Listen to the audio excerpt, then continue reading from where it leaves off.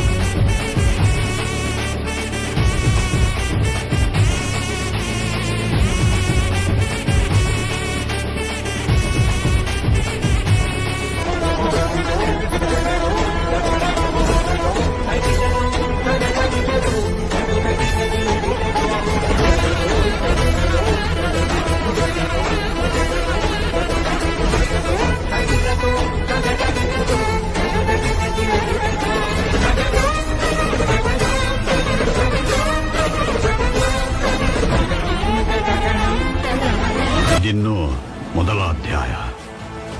ಕಥೆ ಇವಾಗ ಶುರುವಾಗ್ತಿದೆ.